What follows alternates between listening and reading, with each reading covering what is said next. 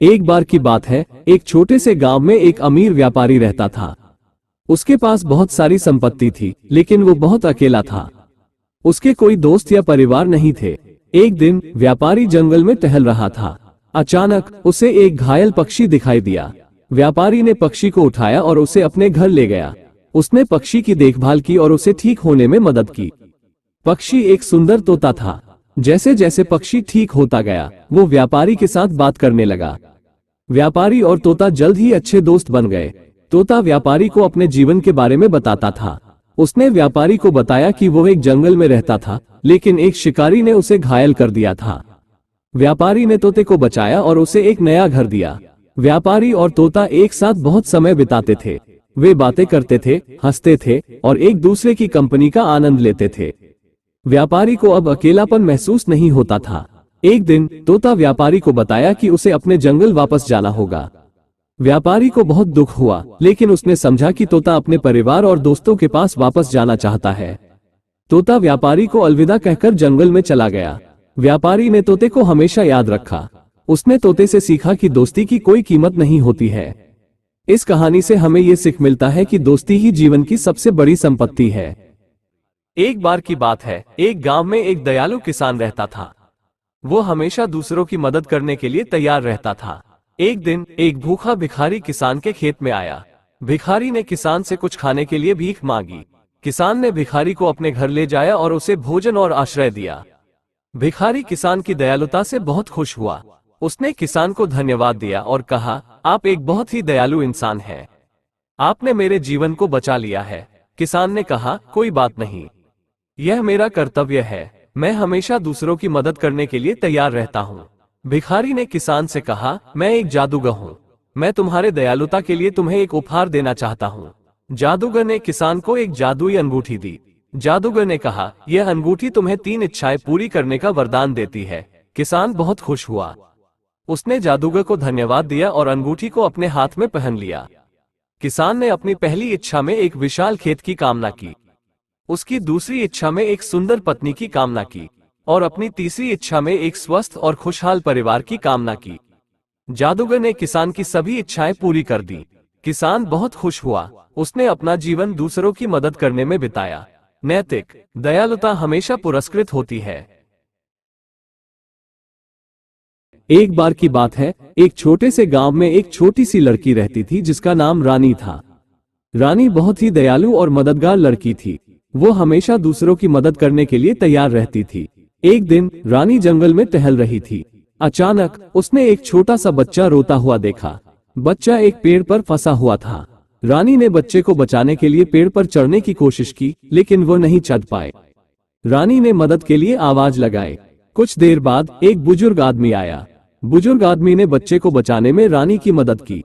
बुजुर्ग आदमी ने रानी से कहा, तुम बहुत ही दयालु और मददगार लड़की हो। तुमने मेरे बच्चे की जान बचाई है।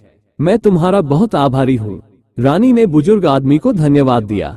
उसने कहा, यह मेरा सौभाग्य है कि मैं आपके बच्चे की मदद कर पाए। रानी ने बच्चे को उसके माता पिता के पास ले जाया। बच्चे के माता पिता रानी की दयालुता से बहुत खुश हुए। उन्होंने रानी को धन्यवाद दिया और उसे आशीर्वाद दिया। रानी ने हमेशा दूसरों की मदद करना जारी रखा। वो एक अच्छी इंसान थी और उसे अपने समाज में बहुत सम्मान दिया जाता था। इस कहानी से हमें ये सीख मिलता है कि दूसरों की मदद करना हमेशा अच्छा होता है।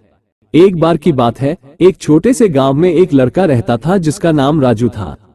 राजू बहुत ही मेहनती और बुद्धिमान लड़का था। वो हमेशा पढ़ाई में अव्वल आता था। राजू के पिता एक किसान थे। उनके पास बहुत सारी जमीन थी, लेकिन वे बहुत गरीब थे। राजू के पिता चाहते थे कि राजू पढ़ लिख कर एक बड़ा आदमी बने। राजू ने अपने पिता की इच्छा पूरी करने के लिए बहुत मेहनत की। उसने पढ़ाई में ध्यान दिया और अपने पिता की मदद करने के लिए भी समय निकाला। राजू की मेहनत का फल उसे मिला। वो अपने गांव में सबसे होनहार लड़का बन गया। उसने अपनी पढ़ाई पूरी की और एक इंजीनियर बन गया। राजू ने अपने पिता की जमीन को सिंचित करने के लिए एक नहर बनवाई। इस नहर से गांव के किसानों को बहुत फायदा हुआ। राजू ने गांव के लोगों के लिए एक स्कूल भी खोला। राजू ने अपने गांव को एक बेहतर जगह बनाने के लिए बहुत काम किया। वो एक अच्छा इंसान था और उसे अपने गांव के लोगों से बहुत प्यार था। एक दिन राजू के गांव में एक सूखा पड़ा। गांव के लोगों के पास खाने पीने के लिए कुछ नहीं था। राजू ने गांव के लोगों की मदद करने के लिए एक फसल उगाने की योजना बनाई। राजू ने गांव के लोगों को साथ मिलकर फसल उगाने के लिए प्रोत्साहित किया। सूखे से निजात मिली। गांव के लोग राजू के लिए बहुत आभारी थे। राजू ने अपने जीवन में बहुत कुछ हासिल किया, लेकिन वो हमेशा अपने गांव के लोगों की मदद करने के लिए तैयार रहता था। वो एक अच्छा इंसान था और वो हमेशा लोगों की मदद करने के लिए कुछ न कुछ करता रहता था। इस कहानी से हमें ये सीख मिलता है कि मेहनत और लगन से हम अपने जीवन में कुछ भी हासिल कर सकते हैं। हमें दूसरों की मदद करने के लिए भी हमेशा तैयार रहना चाहिए। एक बार की बात है, एक छोटे से गांव में एक गरीब किसान रहता था। उसके पास केवल एक छोटी सी झोपड़ी और एक बैल था। किसान अपने बैल से बहुत प्यार करता था और उसका बड़ा ही ध्यान रखता था। एक दिन किसान अपने बैल को लेकर खेत की ओर जा रहा था। रास्ते में उसे एक बड़ा सा गड्ढा दिखाई दिया। किसान ने अपने बैल को सावधानी से गड्ढे के पार ले जाने की कोशिश की, लेकिन बैल का पैर गड्ढे में फंस गया। किसान ने बहुत कोशिश की, लेकिन बैल को गड्ढे से निकाल नहीं पाया। किसान को बहुत चिंता हुई। वो अपने बैल को गड्ढे में छोड़कर गांव की ओर नहीं जा सकता था, इसलिए उसने मदद के लिए आवाज लगाई। कुछ देर बाद वहां से कुछ लोग गुजर रहे थे। उन्होंने किसान की आवाज सुनी और उसकी मदद करने के लिए आए। सभी लोगों ने मिलकर बैल को गड्ढे से बाहर निकाला। किसान ने सभी लोगों का धन्यवाद किया और अपने बैल को लेकर खेत की ओर चला गया। खेत में पहुंचकर किसान ने अपने बैल को पानी पिलाया और उसे घास खाने के लिए छोड़ दिया। किसान अपने बैल के पास ही बैठ गया और उसे देखने लगा। कुछ देर बाद किसान को अपने बैल की आंखों में आंसू दिखाई दिए। किसान को बहुत हैरानी हुई। उसने अपने बैल से पूछा, बैलू, क्या बात है? तुम क्यों रो रहे हो? बैल ने जवाब दिया, मैं इसलिए रो रहा हूं क्योंकि मुझे पता है कि मैं अब ज्यादा दिन तक नहीं जी पाऊंगा। मैं बूढ़ा हो गया हूं और मेरी ताकत कम हो गई है। मैं तुम्हारे लिए काम नहीं कर पाऊंगा। किसान ने अपने बैल को गले लगाया और कहा, बैलू, तुम मेरे लिए बहुत कीमती हो। तुमने मेरे लिए बहुत काम किया है। मैं तुम्हें कभी नहीं छोड़ूंगा। मैं तुम्हारी हर तरह से देखभाल करूंगा। बैल ने किसान की बातें सुनकर खुशी से आंसू बहाए। वो जानता था कि किसान उससे बहुत प्यार करता है। किसान अपने बैल को लेकर घर चला गया। उसने अपने बैल को आराम से रहने के लिए एक अच्छा सा स्थान दिया। किसान अपने बैल का हर तरह से ध्यान रखता था। वो उसे हर दिन अच्छा खाना देता था और उसे घास खाने के लिए ले जाता था। कुछ दिनों बाद बैल की मृत्यु हो गई। किसान को अपने बैल की मृत्यु का बहुत दुख हुआ। उसने अपने बैल को गांव के बाहर एक ऊंचे स्थान पर दफनाया।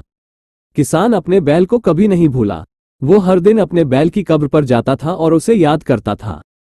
किसान और उसके बैल की कहानी हमें ये सिखाती है कि हमें अपने दोस्तों और प्रियजनों से प्यार करना चाहिए और उनकी हर तरह से देखभाल करनी चाहिए। एक बार की बात है, एक जंगल में एक बुद्धिमान चूहा रहता था।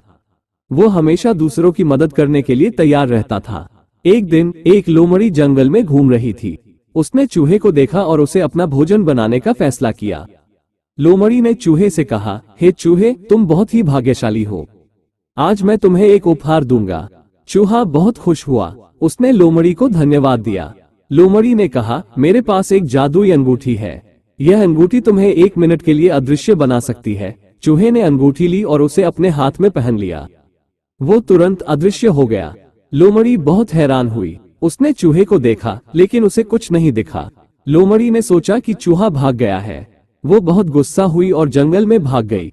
चूहा बहुत खुश हुआ। उसने लोमड़ी को चकमा दिया।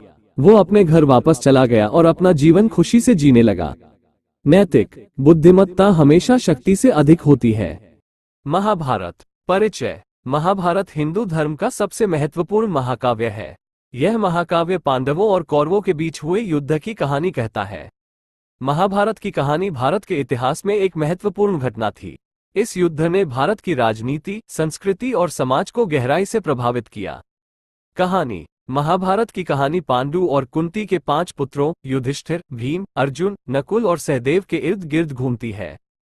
पांडवों के पिता पांडु पांचाल के राजा थे। उनकी 2 पत्नियां थीं, कुंती और माद्री। कुंती ने एक वरदान के कारण पांडु से पहले 5 पुत्रों को जन्म दिया। पांडु के भाई धृतराष्ट्र कौरवों के पिता थे। धृतराष्ट्र जन्म से ही अंधे थे। उनके 100 पुत्र थे, जिनमें दुर्योधन, दुशासन, भीमसेन और अर्जुन प्रमुख थे। पांडव और कौरव बचपन से ही एक दूसरे के प्रति ईर्ष्या रखते थे। ये ईर्ष्या बढ़ती गई और अंततः दोनों पक्षों के बीच युद्ध छिड़ गया। कौरवों का अभिमान। कौरवों का अभिमान उनके विनाश का कारण बना। वे पांडवों को हमेशा नीचा दिखाने की कोशिश करते थे। उन्होंने पांडवों को वनवास भेज दिया। वनवास में पांडवों ने कई कठिनाइयों का सामना किया, लेकिन उन्होंने कभी भी हार नहीं मानी। द्रौपदी का हरण। द्रौपदी का हरण भी महाभारत के युद्ध का एक कारण बना। दुर्योधन ने द्रौपदी को सभा में अपमानित किया। इससे पांडवों को बहुत क्रोध आया। उन्होंने दुर्योधन से बदला लेने का फैसला किया। अज्ञातवास। पांडवों ने 12 साल का अज्ञातवास किया।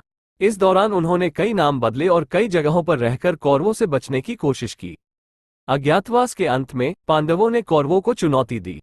कुरुक्षेत्र युद्ध। कुरुक्षेत्र युद्ध महाभारत का सबसे महत्वपूर्ण हिस्सा है। ये युद्ध 18 दिनों तक चला। इस युद्ध में लाखों लोग मारे गए। अंत में पांडवों ने कौरवों को हराया। पांडवों का राज्याभिषेक। युद्ध के बाद पांडवों ने अयोध्या में राज्याभिषेक किया। पांडवों ने 36 वर्षों तक अयोध्या पर शासन किया। फिर वे हिमालय में चले गए और अंत में मोक्ष प्राप्त किया।